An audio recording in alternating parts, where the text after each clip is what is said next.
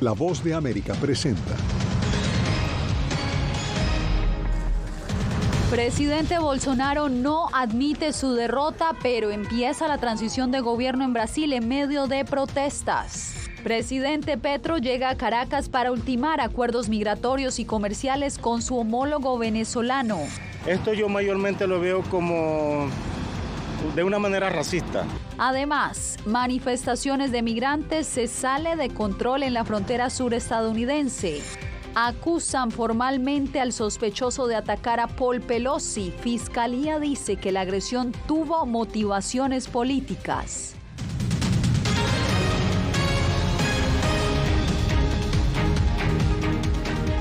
¿Qué tal? Bienvenidos al Mundo al Día. Comenzamos esta emisión en Caracas, donde hoy se reunieron los presidentes de Venezuela y Colombia para coordinar la dinámica comercial y de seguridad en la frontera común. Vamos ahora a Caracas, justamente con Adriana Núñez Rabascal. Adriana, ¿qué se espera en este encuentro de estos dos mandatarios? Yasmín, este encuentro rompe con 6 años de hostilidades entre ambos gobiernos. Gustavo Petro es el primer mandatario colombiano que visita Caracas después de que el último fuera el expresidente Juan Manuel Santos en el año 2016 en medio de tensiones. Pero hoy el punto clave estará en la frontera y en la vuelta de Nicolás Maduro al sistema interamericano de los derechos humanos. Ciao, hab mich gefreut. Hast du es geschafft? Nee, ne?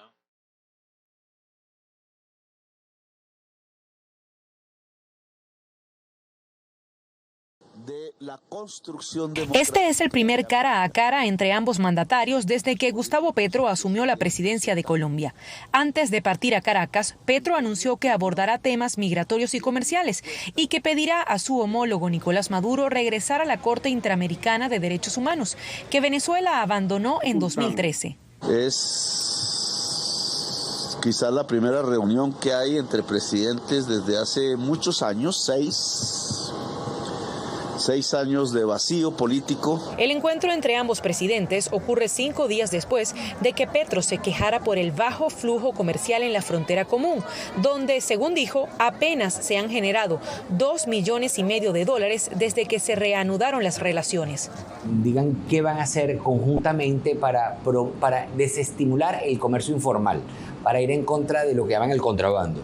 Venezuela será garante en los diálogos de paz entre el gobierno colombiano y la guerrilla del ELN, por lo que la presencia de combatientes de ese grupo irregular en el país podría ser otro punto en las conversaciones. Las Fuerzas Armadas venezolanas se han quejado de que se han enfrentado con guerrilleros de origen colombiano en territorio venezolano y aún así el gobierno no le ha puesto énfasis a eso. Quizás Petro lo toque. A Petro le importa muchísimo la política de paz.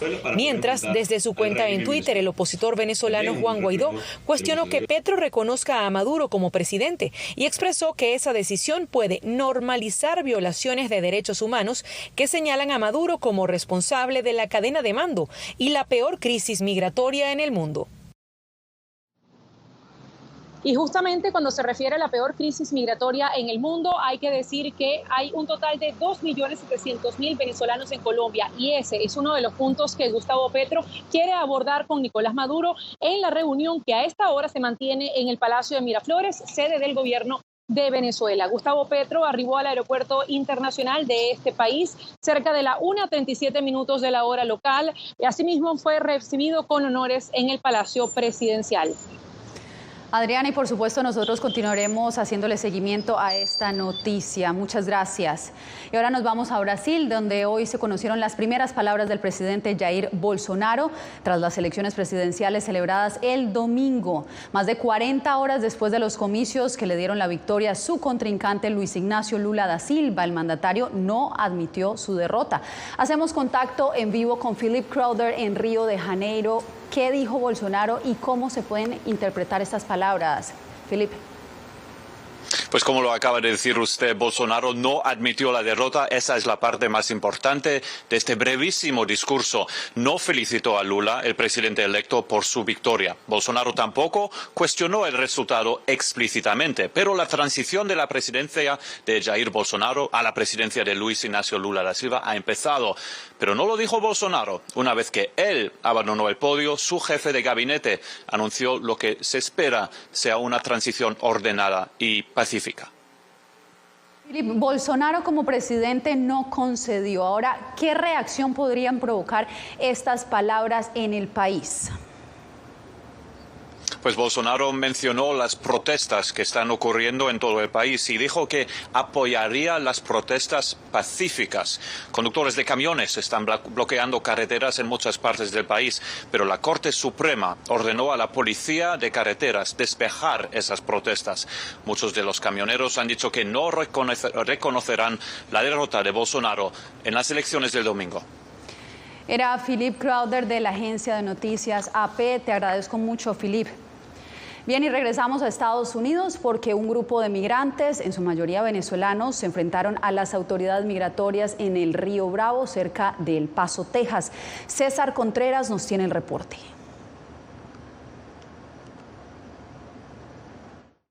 Desde el pasado 12 de octubre, el panorama ha cambiado para los migrantes venezolanos que se encuentran en México. Ya no son recibidos en Estados Unidos y es una incógnita si en algún momento se les aceptarán sus solicitudes de asilo. Quiero pedirle al presidente John Biden que nos dé la oportunidad de demostrar que no todos somos malos, que todos somos clase trabajadora. Testigos relataron a La Voz de América que un grupo de migrantes elaboró a mano una bandera gigante de Estados Unidos con la meta de llamar la atención a la situación en la que se encuentran. Agentes de la patrulla fronteriza arrestaron durante la protesta a uno de los creadores de la bandera, lo que enfadó al resto del grupo. La patrulla fronteriza respondió con gas pimienta dentro del territorio estadounidense cuando les lanzaron piedras y otros objetos. Esto yo mayormente lo veo como de una manera racista. ¿Ya? Porque como bien te lo vengo diciendo, ¿por qué únicamente al venezolano? A lo que la patrulla fronteriza respondió. El 31 de octubre, aproximadamente a las 12:20 de la tarde, un grupo de ciudadanos venezolanos intentó entrar ilegalmente a los Estados Unidos, mientras protestaban a lo largo del límite internacional del Río Grande, cerca del centro del Paso. Uno de los manifestantes agredió a un agente con un asta de bandera, momento en el que los agentes respondieron, iniciando las medidas de control de multitudes. Estas medidas incluyeron el uso del sistema autorizado de lanzamiento de bolas de pimienta, de fuerza menos letal. Luego del enfrentamiento, los migrantes regresaron al lado mexicano, en donde continuarán esperando la oportunidad de exponer su caso con la esperanza de conseguir el asilo en Estados Unidos. Varios albergues en el estado mexicano de Tamaulipas han comenzado a censar a los cientos de migrantes que llegan diariamente con la meta de acceder al proceso de asilo en Estados Unidos. Desde McAllen, Texas, Víctor Hugo Castillo nos envía el siguiente reporte. A veces siente uno que ya no va a poder más, pero pues los traemos a ellos y tenemos que salir adelante por ellos. Azucena llega a la frontera con su familia, huyendo del crimen organizado en Guerrero y con la intención de buscar refugio y protección en Estados Unidos. Sufriendo, y por los niños más que nada, por su seguridad de ellos, es muy difícil porque nos estamos quedando en la calle, pues por decir, ahí a la intemperie con ellos. Un gran movimiento de más de 2,000 migrantes se vive a la margen del Río Grande para realizar un censo y así conocer la situación de estas familias que llegaron recientemente a Reynosa. Que están llegando entre unas 400 a 600 familias diario. Ellos se añaden a la lista de miles que ya están dentro de albergues en espera de presentar su caso de asilo ante autoridades estadounidenses. Lo que están ahorita más solicitando son los niños, las familias vulnerables. Los haitianos lideran las listas de nacionalidad entre los casi 15,000 migrantes que han llegado a la ciudad de Reynosa. En esta situación se está necesitando muchísima paciencia. La idea del censo es calmar a los inmigrantes que están desesperados y que días atrás han generado situaciones de caos. Empezaron a amotinarse entre el albergue, a golpearse entre ellos mismos. Mientras tanto, Azucena dice que sus hijos son dos muy buenas razones para seguir adelante. Sí, la verdad que sí. Y por eso no nos rendimos y aquí vamos a estar luchando y luchando para buscar algo mejor para ellos. Víctor Hugo Castillo, Voz de América, McAllen, Texas.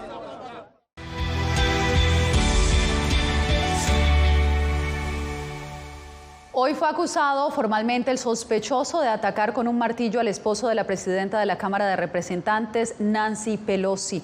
Diva Lizeth Cash ha seguido de cerca este caso. Diva, empecemos hablando de la relevancia que tiene este caso en medio de la contienda electoral que vive Estados Unidos y qué esperamos el día de hoy respecto a este caso. Yasmín, este caso es sumamente relevante porque ya los investigadores del FBI están relacionando el crimen con la actual, retórica violenta en la que se ha tornado las elecciones hasta el momento. Por su parte, el acusado hoy comparece en una corte estatal en California, pero ya confesó que perpetró este crimen contra el esposo de la presidenta de la Cámara de Representantes por motivos políticos contra ella. En este informe les tenemos más detalles. David Wayne DePape, de 42 años, ahora enfrenta el cargo de intento de secuestro contra un funcionario estadounidense por el desempeño de sus funciones oficiales, de acuerdo a la Oficina del Fiscal Federal para el Distrito Norte de California. Cargo relacionado con la demócrata Nancy Pelosi, pues DePape le dijo a la policía que planeaba retenerla como rehén y romperle las rótulas para mostrar a otros miembros del Congreso que había consecuencias de las acciones, según la declaración al FBI. Un caso que ha llevado a las autoridades implorar tanto a líderes como ciudadanos bajar el volumen a una de las campañas estadounidenses más explosivas y polarizadas en décadas. Nos incumbe a todos vigilar las palabras que decimos y bajar el volumen de nuestra retórica política. Todos deberíamos poder participar en un discurso político apasionado, pero seguir siendo respetuosos unos con otros. Entre tanto, el expresidente Donald Trump se unió a un coro de voces conservadoras que han compartido teorías de conspiración sin fundamento sobre el ataque al esposo de Pelosi, calificándolo de una situación triste, pero cuestionando si la policía ha entregado la información completa. Mientras tanto, autoridades estatales impusieron cargos a DePape, quien comparecía ante un tribunal este martes. Los cargos que presentamos hoy incluyen intento de asesinato, robo residencial, asalto con un arma mortal, abuso de ancianos, encarcelamiento falso de un anciano, así como amenazas a un funcionario público y su familia. Las amenazas contra los líderes políticos en Estados Unidos están en aumento. Las amenazas que tienen que ver con declaraciones preocupantes y amenazas han aumentado de 3.939 casos en el 2017 a 9.625 casos en el 2021. Esto de acuerdo a la Policía del Capitolio, Yasmín. Gracias, Diva Lizeth, por este reporte. Estamos a una semana de las elecciones de medio término en Estados Unidos y tanto el Partido Republicano como el Demócrata llevan candidatos hispanos a las elecciones. Conscientes de la importancia del voto hispano, ambos buscan el apoyo de la minoría étnica más numerosa de la nación. Anthony Belchi nos cuenta más. Para las elecciones del 8 de noviembre, ambas campañas cuentan con candidatos hispanos. En el Partido Republicano están convencidos de que muchos votantes de esa comunidad se identifican con los valores de la bancada roja. No queremos mantenernos en un lugar donde igual que llegamos, sino queremos mejorar y mejorar a la familia. Y los republicanos se han dado cuenta que sí, que eso es lo que buscan y se identifican con nosotros. En el Frente Republicano, la representante Mayra Flores opta a la reelección. Ya dio la sorpresa en verano, poniendo fin a casi un siglo de control demócrata en el sur de Texas. La exalcaldesa Lori Chavis de Remer se postula a un escaño por el oeste de Oregón, mientras que Michelle García Holmes y Alexis Martínez Johnson desafían a dos titulares demócratas en Nuevo México. Los demócratas también tienen varios candidatos latinos que sobre todo están llevando el tema migratorio como bandera en estas elecciones. Tenemos un gran número de porcentaje de nuestra población que todavía está indocumentada o con DACA. En el Frente Demócrata, Catherine Cortés Masto busca la reelección en Nevada y Maxwell Alejandro Frost, que es un afrocubano que aspira al Congreso y quiere terminar con el voto conservador de los cubanos en Florida. Se espera una contienda ajustadísima en Texas entre el representante demócrata Henry Cuellar y la republicana ultraconservadora Casey García. En Florida pasa un poco lo mismo entre la candidata demócrata Annette Taddeo, que busca arrebatar el escaño de la republicana María Elvira Salazar. Aunque los latinos representan aproximadamente el 19% de la población de Estados Unidos, un informe de Pew asegura que están profundamente subrepresentados en la política. Anthony Belchi, Voz de América, Miami. Pausa y volvemos con la respuesta de la farmacéutica Pfizer al virus respiratorio que tiene en alerta a las autoridades de salud en Estados Unidos.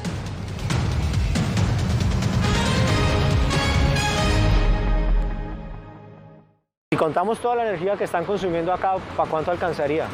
Y más o menos yo calculo para 20.000 casas. Villarrica, la fiebre de la minería de Bitcoin en Paraguay. Una producción especial de La Voz de América. Encuéntrala en vozdeamerica.com y en todas nuestras plataformas.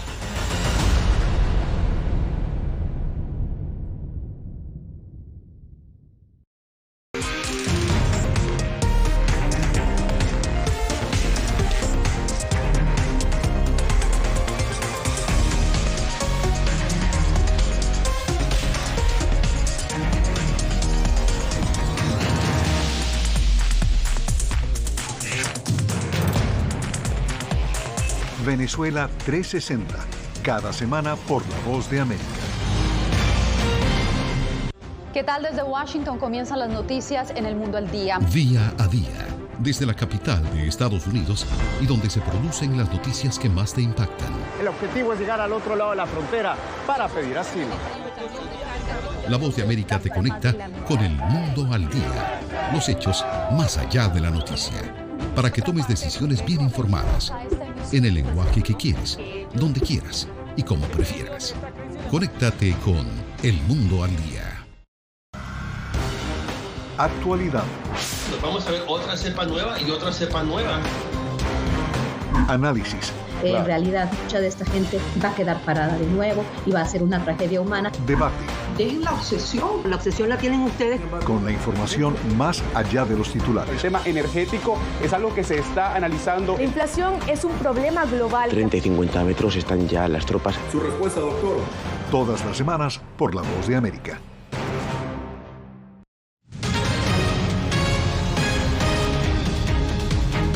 La farmacéutica Pfizer anunció el inicio de un ensayo clínico que apunta hacia una vacuna contra el virus sincitial, causante de una peligrosa enfermedad respiratoria que alarma a los médicos en Estados Unidos. José Pernalete nos trae los pormenores. El peligroso virus respiratorio sincitial o RSV puede enfrentarse a una potencial vacuna. La farmacéutica Pfizer anunció que la vacunación de mujeres en estado de gestación contra este virus ha arrojado casi 82% de efectividad en casos graves. Es un virus que, al igual que el del COVID, se fija en los pulmones, en lo que se llama el sincigio del pulmón, que es el espacio entre el alveolo y los vasos sanguíneos, produce una inflamación y genera en los niños lo que se llama una bronquiolitis. Los expertos en salud pública indican que a partir de los ensayos contra la propagación del coronavirus, los resultados son alentadores al precisar métodos similares en madres embarazadas y la carga inmunológica que registran los neonatos.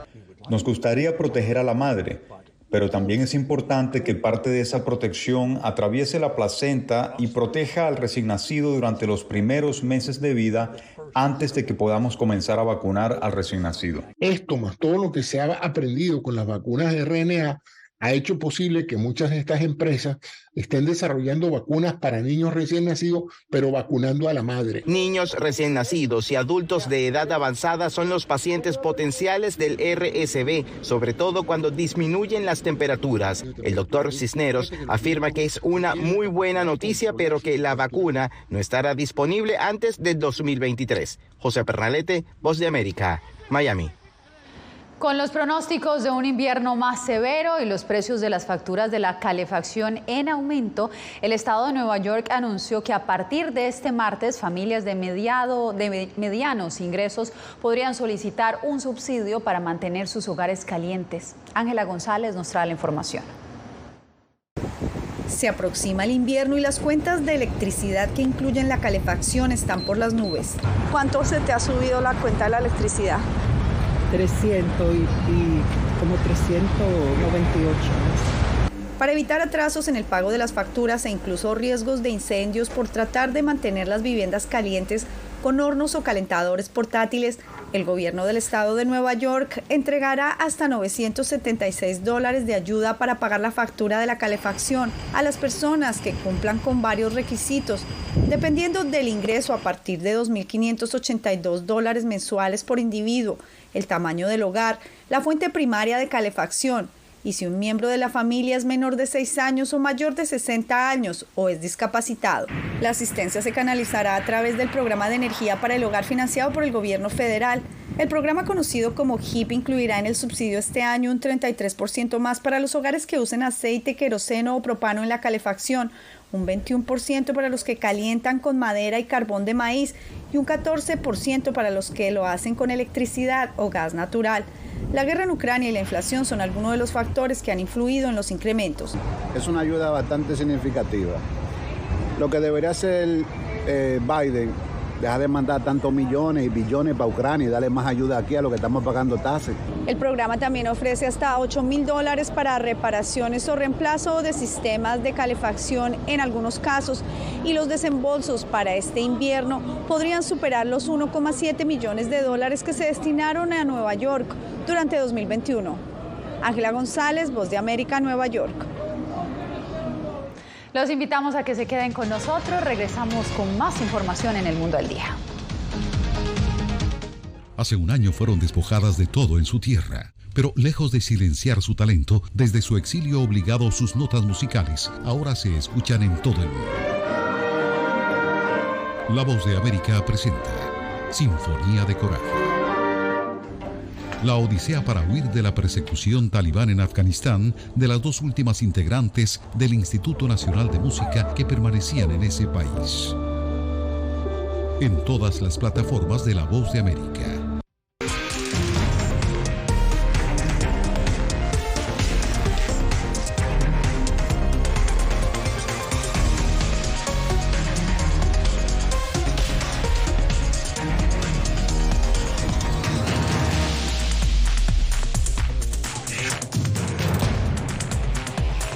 Venezuela 360, cada semana por La Voz de América.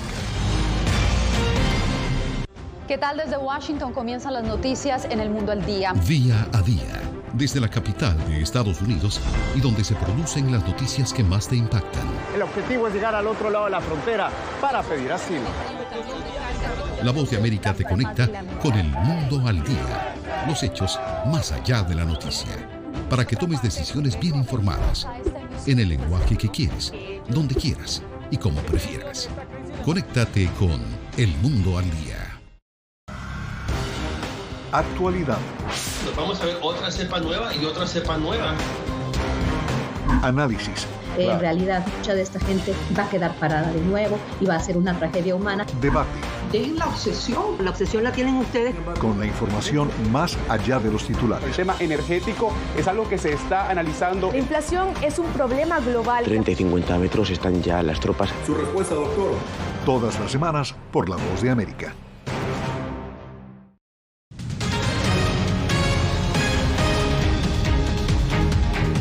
Preocupante situación de la niñez en América Latina y el Caribe, reportó este martes UNICEF. La agencia de la ONU asegura que los menores no solo son víctimas de violencia en el hogar desde la cuna, sino que sus vidas corren constante peligro. Celia Mendoza nos da los detalles desde Naciones Unidas. Los menores en América Latina y el Caribe enfrentan violencia en el hogar, la escuela y la calle, alertó UNICEF en su más reciente reporte. Los datos que tenemos, y estos son datos comparables de todas las regiones, que entre el año y los 14 años hay 2 de cada 3 niños, niñas y adolescentes de la región experimentan algún tipo de disciplina violenta en el hogar. Y creo que este hecho de que sea en el hogar es muy importante porque ese lugar en el que pensamos que los niños es donde están más seguros suele ser el primer sitio en el que los niños, niñas y adolescentes sufren violencia. Explicó a La Voz de América Esther Ruiz, especialista de protección de la niñez de la Oficina Regional para América Latina y el Caribe de UNICEF, quien indicó que la tasa de homicidios de menores en la región es la más alta en el mundo. Si lo comparamos con otras regiones, estamos hablando de 4 veces más. O sea, realmente es un número muy alto. Y la mayor es que los homicidios, a diferencia de otras regiones, es la causa principal de muerte entre adolescentes entre 10 y 19 años. Sin embargo, Ruiz subrayó las diferencias de género. Los niños tienen 7 veces más posibilidades de morir por homicidio que las niñas, mientras que las niñas son especialmente más vulnerables a la violencia sexual, sobre todo a partir de los 10 años de edad. UNICEF reconoce el avance que ha habido en torno al castigo físico, pero insiste en la importancia de la prevención en la región, trabajo que adelantan en conjunto con los gobiernos. Celia Mendoza, Voz de América, Naciones Unidas. Cuando regresemos, una tradición mexicana se toma la Casa Blanca.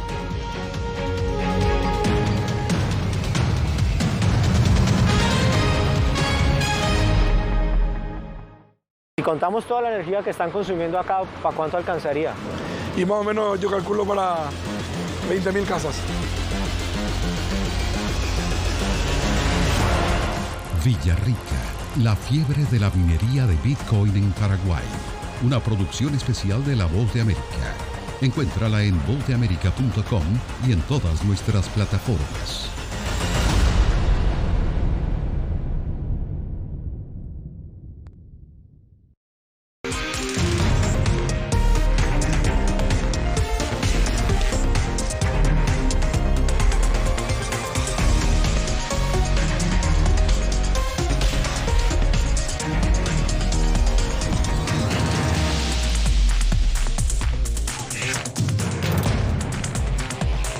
Venezuela 360, cada semana por La Voz de América.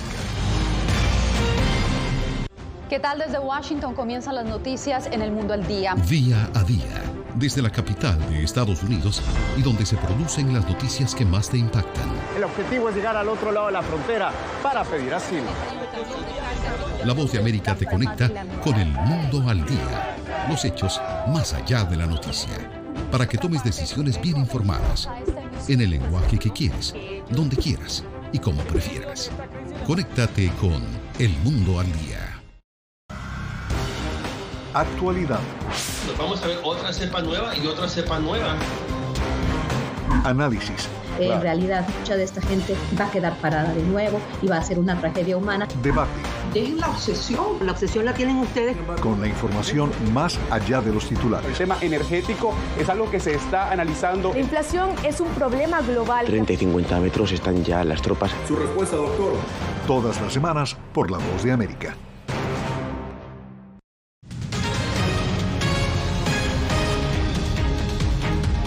Una de las tradiciones más emblemáticas de México llegó a la Casa Blanca.